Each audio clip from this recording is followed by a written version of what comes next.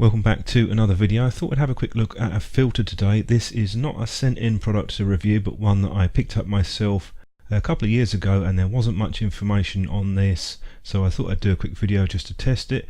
This is the Zomei HD Ultra Slim Pro, and it's rated an ND1000, so that's 10 stops of light, which is quite significant for an ND filter. The build on this feels perfectly fine.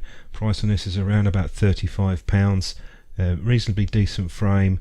They've got evidently 18 layers of coatings on there, and you can see just how dark that is when you turn the filter around. It really does block out a lot of light. One thing that I did find though is that it's not a particularly easy filter to clean, especially if you have grease or marks on it, so I would certainly recommend a spray cleaner for the filter. I put an LED torch on the surface just to show you how much light this is blocking out, and that is a significant reduction in the light coming through that. I'm going to do some more tests later on just to show you some other things with this filter. It's not an expensive filter, although there are definitely more expensive and cheaper ones out there, so I'm looking for a reasonably decent performance from this. Starting off with a few test shots without the filter on an ultra wide angle lens, full frame camera, and then I'll go to the filter on front of the lens. You'll see that there is quite a lot of vignetting with this, and the color tone has also got quite a bit cooler. With this shot I have corrected that in software, so it is fixable, particularly the color cast.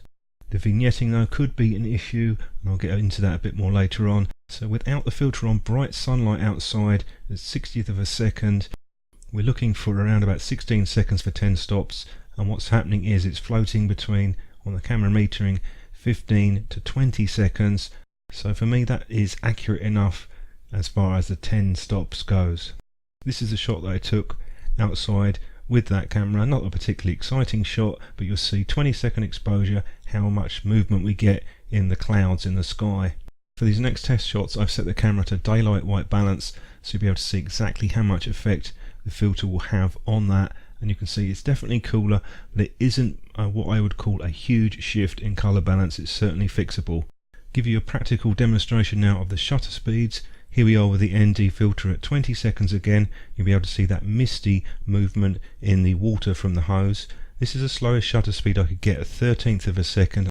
Hard to get much lower than that without stopping the lens down even more. And at the other end of the scale, 8,000ths of a second, you can see it completely freezes the movement in the water. So although I'm demonstrating water shots, and I have a waterfall shot to show you here, it's not the only use for this filter, but it's one of the most common ones that you might want, is to reduce the shutter speed in daylight, and you can't do that even if you stop the lens right the way down, so you'll be able to see the differences that you can make to images doing that. Plenty of other types of shots you can do with this filter. It's not just limited to water. Anything where a slower shutter speed and movement can make a difference. I've put the filter on some stepping rings so we can have a look at what happens at 28mm focal length. Here's the shot without the filter on, and what we'll do now is put the filter on, and you'll see the shift in color balance. It's minor, but you'll see there is a little bit of vignetting still, but it's not as severe as the ultra wide angle. A couple of quick shots with the macro lens that I have fully stopped down, and I honestly couldn't tell any difference in terms of resolution between the picture with or without the filter.